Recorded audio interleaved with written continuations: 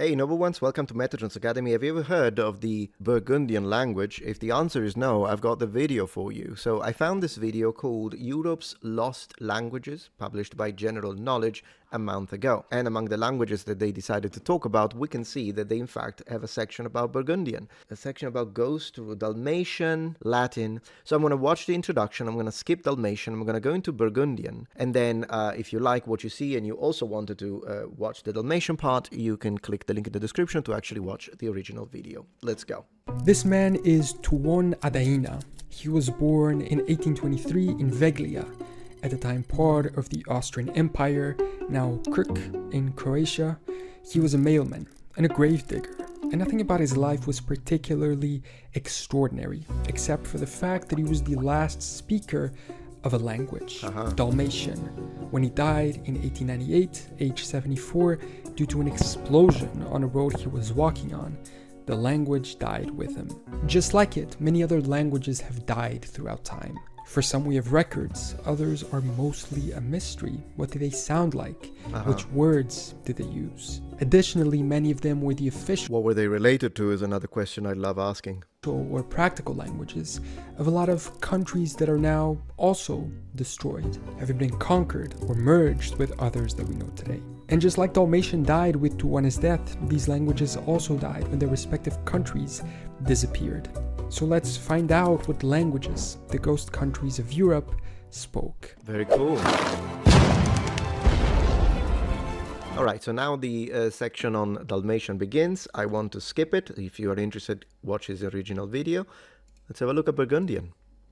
Died along with them. Now, shifting from a Latin ghost language to a Germanic one, it's very interesting to take a look at Burgundian. The Burgundians were an East Germanic people that likely started near the Baltic Sea, perhaps in the island of Bornholm, before drifting westwards and migrating south into continental Europe.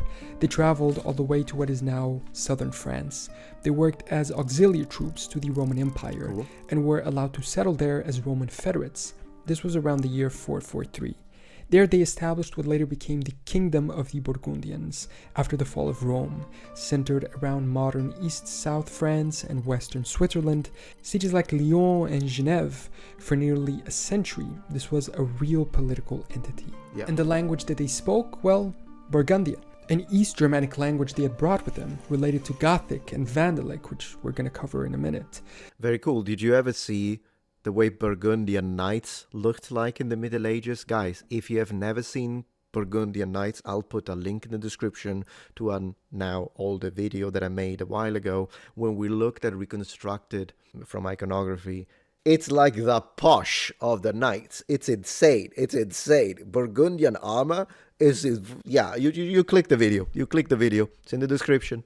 They belong to a linguistic branch that is almost entirely lost, while West or North Germanic languages developed into the modern ones like English, German, Swedish. Unfortunately, not much survives of it, other than a couple of names from some records, like Gundobad, which sounds oddly like the orc fortress from Tolkien's Lord of the Rings. I wonder if that's where he got it from. And Sigismund, a name of one of the rulers. Although, a curious thing, while they didn't leave behind a language legacy, they left behind a legal one. Their Lex Burgundionum from the 6th century is a law code that survived and is studied up to today, but they wrote it in Latin. Burgundian itself probably sounded similar to Gothic, which we're gonna... That actually is interesting because, yes, Latin was the language of legislator, it was the language of culture, and it's in the Middle Ages, that was the language that a lot of people used also as a lingua franca sometimes. Also due to the pressure of the church and the idea of its importance into Christendom, coming from the roots of the Roman Empire, of course. So yeah, that doesn't surprise me. Cover a harsher, older branch of Germanic, different from what would later become German or English. Could you imagine a harsher version of Germanic? Sounds perfect for Dark Souls. The Burgundians ruled over a mostly Latin-speaking Gallo-Roman population, so their language is mainly that of the elite. In 534, the expanding Frankish kingdom in the north conquered them and absorbed Burgundia. And once that happened, the ruling class intermarried with the Franks and adopted local Roman speech. Without a separate state or entity, the Burgundian language faded pretty quickly. The region kept the name, but the language that gave it that name disappeared with a generation or two. Another language that died along with its country. Now, in this video, we've been talking about European regions that vanished, and along with them, their languages. Dalmatian, Burgundian, Pannonian, gone. But the places didn't disappear, the people didn't disappear either, they just shifted. And today, those same regions speak other languages. Italian, French, German, Hungarian, and inside those modern languages, you have historical layers. Many of them connected to the languages that disappeared and existed before them. And by learning the language, you learn the history of those who speak it, too. And that's where Italki, the sponsor of today's video, comes in. Because what better way to learn about a language's history and cultural nuances than to learn it from somebody that actually speaks it? Italki is an online language learner. That's a very good point. So I'm going to jump ahead, but I do want to show his code on screen so that people can use it. So he gets the commission. Because, yeah, he's going to show that he had a lesson. There we go. Here it is. So click through the link below in the description. Buy $10, get 5 free using code KNOWLEDGE3. Cool. 50 people get a buy 10, get $5 free credit for their first lesson using my code, KNOWLEDGE3. And now let's get back to the ghost countries and ghost languages of Europe. Now, speaking of the Romans, there's actually another Latin language that died off, in which, along with Dalmatian, kind of connected the Romance-speaking world to Romania, which is kind of isolated where it is, surrounded by the Slavic world. This was Pannonian, and it's perhaps the most obscure out of our list. Pannonian, more accurately Pannonian Latin, was a local spoken Latin descendant variety in the Roman province of Pannonia, basically the Carpathian Basin zone around West Hungary and some nearby parts of Austria, Slovenia, and Croatia. It's like a Romance language that never was, you know? It didn't last long to form a language of itself, but it was unique regardless.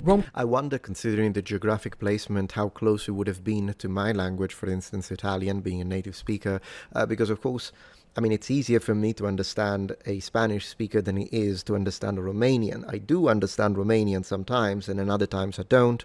I wonder with a language like this if it would have been a similar situation. Romanian is a Romance language, but it's not as close to Italian as Spanish is. That's a fact. Conquered the region by 9 BC, and Pannonia was organized as a province in the early imperial period. From that point on, Latin wasn't just the administration language, it became the everyday speech of Romanized communities there, soldiers, settlers, townspeople, even locals that were pulled into the Roman economy. So what was the language like? It was basically vulgar Latin, on its way to becoming a Romance language. You know me, I disagree with, I don't think vulgar Latin is a thing, it was just Latin. I'm not going to go into the usual spiel. You'll find a dedicated video. And it's just vulgar Latin is not a thing, and I think we should stop saying it. That's just me. I know there is two schools of thought. I agree with the ones that say it's basically the separation. I don't think there is any separation between vulgar Latin and Latin. They are the same language, but different registers. Let's continue. Which, with some native influences put into it, archaeologists have found Latin inscriptions in Pannonia that show grammatical shifts like case confusion, and that reveals that spoken Latin was evolving locally. Yes. The state or entity we can tie it to is precisely Roman Pannonia, and then the lingering Romanized communities after imperial control weakened. The trouble started in the 4th, 5th century, when Pannonia got hit by the migration period.